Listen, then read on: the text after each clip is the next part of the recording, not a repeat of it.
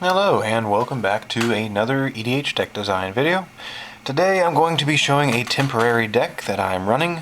A friend of mine had recently decided to kind of bail on the format, and since his only active deck was a Kiki-Jiki deck, I ended up just buying the whole thing from him. My friend was also kind of a budget player. He didn't have a whole bunch of excess cards, so his decks were mostly in a budget form. So the deck I inherited, I've essentially dumped about 20 to 30 cards from my trade binder into and changed around the land base a whole bunch. I wanted to make a multiplayer Kiki-Jiki deck. Not a competitive deck, not a combo deck. And that's just screaming wrong to a lot of people who have played Kiki-Jiki before, and I know you're probably unhappy with me. I have played Kiki before in his normal 1v1 fashion, where you try to go infinite combos using sack outlets and thornbite staff, or lightning craft, or zealous conscripts, whatever you want to play. I've even played Kiki before zealous conscripts was a card, so believe me, I know how to run Kiki. What I do know from all my 1v1 dual commander decks that run Kiki at the helm, or have ran him at the helm, is that at a multiplayer table, Kiki will never survive. You will get hated right off the table because everyone knows what Kiki does. If you are not familiar with what Kiki-Jiki does here, he is 5 mana, 2 red for a 2/2 haste that taps to put a copy of a non-haste or a non-legendary creature I control into the battlefield, and it sacks it into turn. So there are a massive number of combos that interact with him. In mono red, there's not that many, typically requiring something like a thornbite staff or a theft effect creature that untaps Kiki. The only printed mono red one would be zealous conscripts. The active trees and creatures typically target an opponent's creatures. Zealous conscripts is different because it targets a permanent anywhere. And there's another combo using lightning crafter, which is a champion goblin that can tap to bolt. I specifically wanted a deck that had 0 infinite combo potential, so I can tell my opponents that at the beginning of games, so I wouldn't get hated right off the board.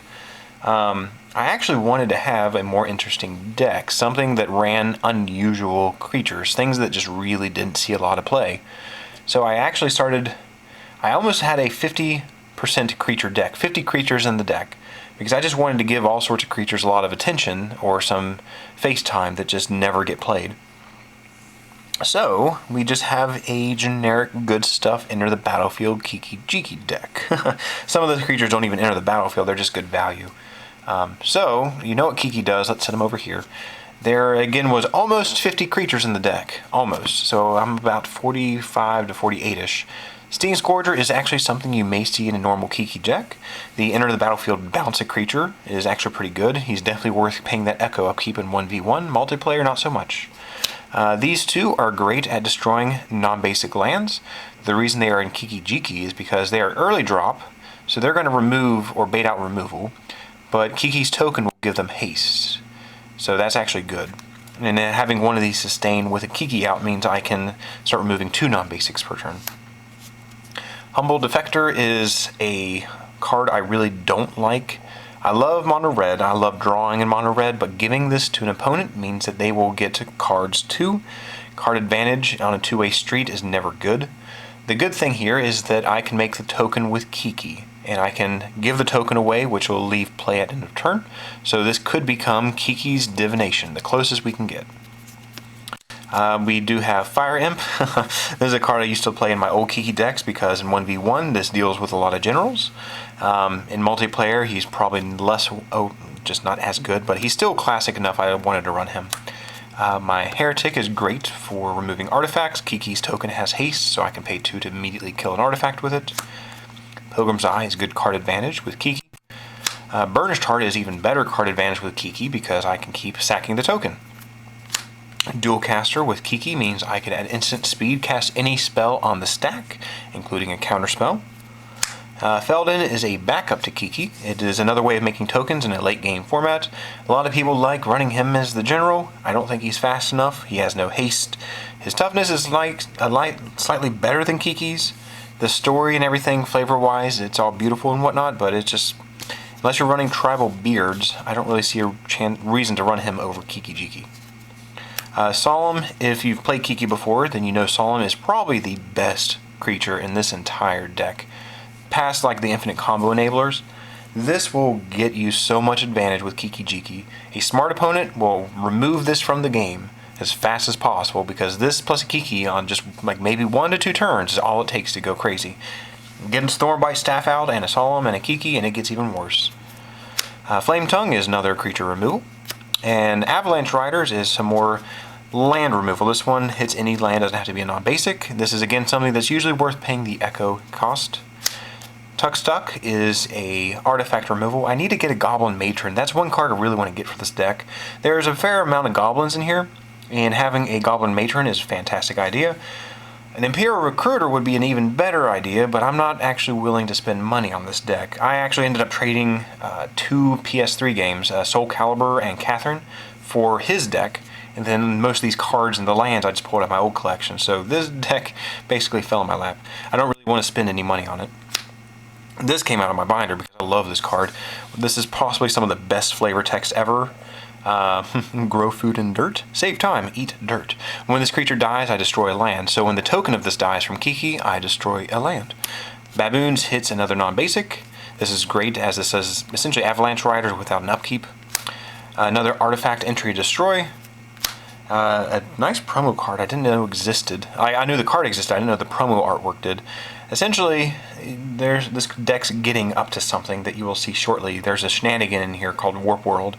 It's the only spell in the deck. But if Warp World ever resolves, and this is one of the creatures that falls in, that usually means I'm about to win. Land destruction on a creature. I really like the artwork on this guy. Again, this is a reprinted Portal card, where on the Portal card the original artwork said from hand, and it has been errated, and Oracle and the new printing here fixing that. Another land removal. Fury Stoke Giant is something that held over from my friend's deck. He said it's awesome. I have yet to see this in play. I will have to maybe do an updated video if it's actually as awesome as he states. He did have a couple hasty creatures. Something like the Chancellor of the Forge gave a lot of hasty tokens, and that would have been fantastic if they all had this effect on them. I'm going to have to see how this pans out. I've never actually given this guy a shot yet, so we'll see. Another card I like, if it dies, I get destroy land. Clone Shell is probably the second best creature for Kiki-Jiki that's not some infinite combo break. This nets card advantage really, really nicely. Granted, it may whiff, but half my deck is creatures, so I might not whiff. Another Enter the Battlefield Artifact Destruction. This is like really expensive. Thinking of a Manic Vandal, 2 more mana gives you a +2. Well, he's a 2/2, right? So that'd be like +3/+1 for 2 extra mana. I think it's nice. I guess I'll run it for a while. Hoarding Dragon, although, is more typical for a Kiki-Jiki deck.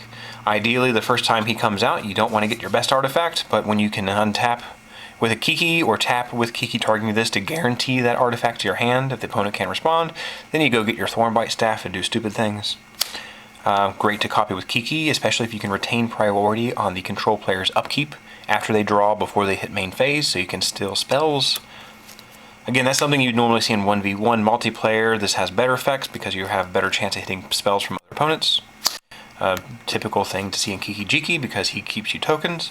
A card I had actually just taken out was the Mere Battlesphere, another really good card with Kiki-Jiki. Also, Siege Gang Commander is a card I want to get to. Yeah, the problem is I have about 150 cards I had to pick from, and I'm still missing cards I want to get, like a Godo and a Siege Gang. But this thing, when the creature dies, I get tokens. So even if the token creature dies from Kiki, I still get tokens. Duplicant is great at instant speed exile with Kiki-Jiki. Thundermare is one of my favorite cards. I had to slip this out of another deck just so I can fit it in here. Essentially, this is bad to cast when everything on my board is already untapped. But this could be essentially the version of Mono Red Fog.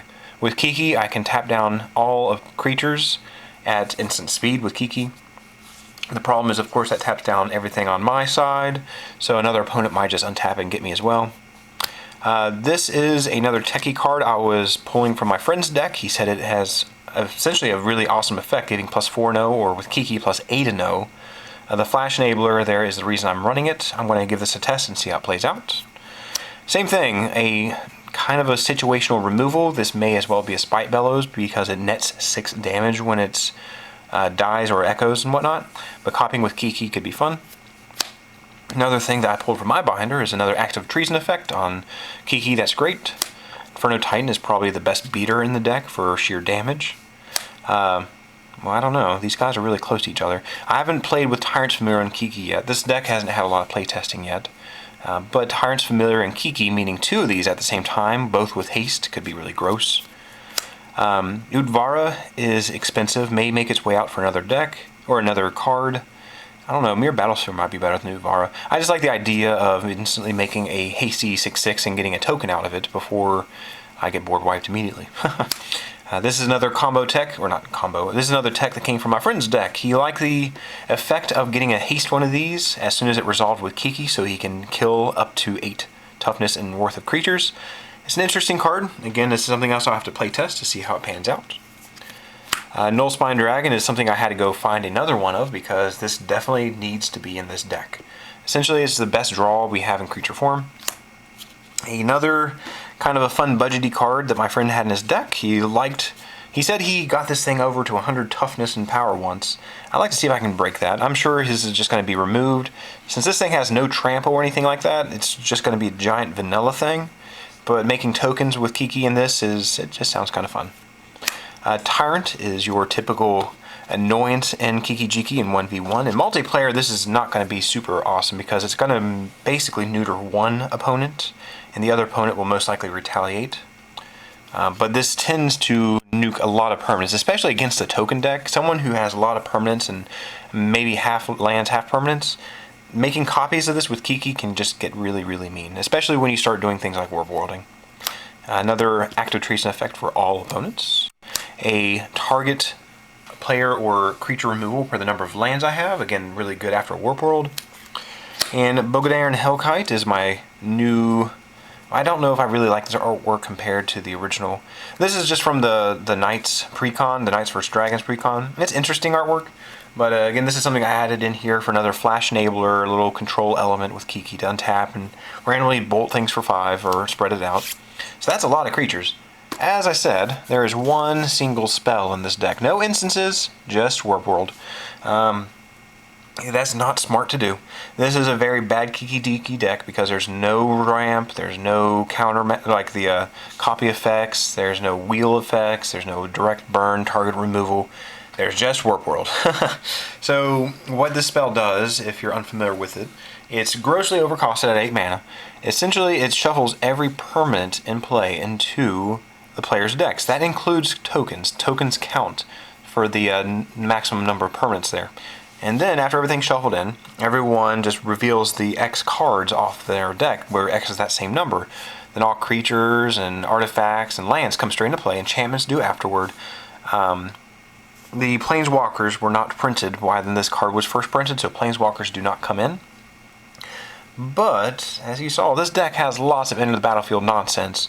So all those creatures entering is going to cause a lot of disruption and destruction. Especially if I'm trying to spend my entire early game removing people's land so I can get up to this and have a higher number of permanents. There are quite a few other supporting cards that are not creatures. There is Outpost Siege, which is mono red's draw. We have Flame Shadow Conjuring, a new card that I picked up specifically just for this deck. It's very similar to another card coming up where, on theme, I can make temporary tokens of creatures and get more into the battlefield triggers. In the Web of War is a remainder from my friend's deck. This may come out. It doesn't play well with my Warp World since the enchantment comes in after. But, again, giving all my creatures a +2/0 hasty boost is a good thing, essentially since I have nearly 40 creatures in the deck, or 50 creatures in the deck. Possibility Storm was my choice inclusion, and also my reason for running fewer spells. This tends to really shut a lot of people down, and also make people hate you a lot, because it makes target removal, counter spells, all sorts of spells just pointless. Warstorm Surge is another really good enabler with Kiki. Again, something that falls in after a Warp World, but this makes every creature I cast possible removal. Chandra is there for drawing, and we're onto our ramp here. Lots of artifact ramp to get up as fast as possible. He costs 5 mana, so I can't reliably get him out on turn 3. But let's see what we got here. We got a Soul Ring and a Bauble, so we got some nice 1-drops. We have a 2-drop, a 3-drop, another 3-drop, another 3-drop, and a 4-drop. So essentially, these are all designed to guarantee I get Kiki out around turn 4. That's a lot of ramp. Ideally, I'm going to be casting more disruptive creatures earlier instead of ramp, but it's all... Again, this is multiplayer. It makes it really difficult.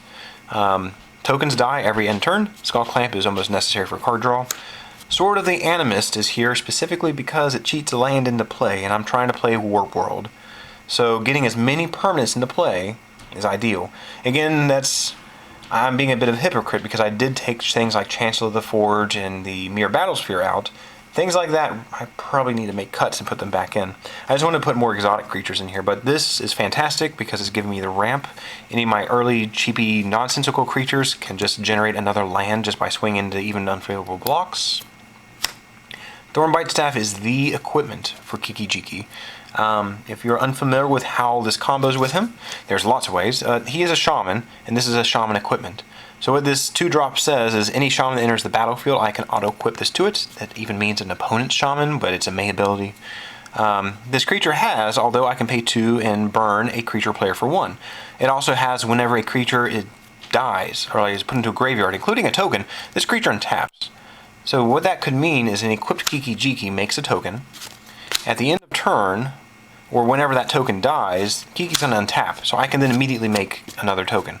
That is absolutely gross. With Kiki-Jiki and a sacrifice outlet like Goblin Bombardment, that means you can make infinite tokens. So again, specifically, I chose not to put an infinite sack outlet in here. I put a one-time sack outlet where I can draw some cards later. And another one-time sack outlet where I can get rid of a token or a useless creature to steal something better. And the last non-land permanent is the original version of Flame Shadow Conjuring. These essentially do the same thing. This just costs a lot less, but this is a colorless version. 5 mana, pay 2 to get a token.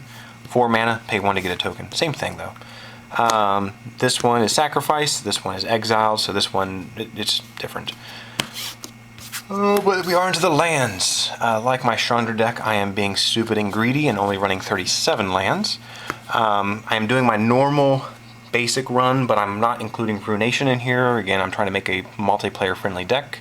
So we have a little bit of extra ramp. I gotta have my Valakut and Terrain Generator. Nykthos made the cut because I have almost 50 creatures and a massive number of them have red, so I'll have a huge amount of devotion. And Temple. The rest of these are my really old Urza Saga mountains I took out of, I think, Kamal was the last time we saw these. That's been a while. But, yeah. This is a very uncompetitive, unconventional player, quote-unquote, player-friendly Kiki-Jiki deck. There are 0 infinite possibilities in here. There are possibilities to do stupid things, but not infinitely. I have not had a chance to play test this for more than 2 sessions, so I want to see if there's more changes. I know I want to put more things in here to make more tokens, so Warp World does better. Siege Gang works well. I'll probably end up putting the Chancellor of the Forge and the Battlesphere back in as well. I don't know. I'm more interested in playing with the more exotic and silly creatures that don't see play.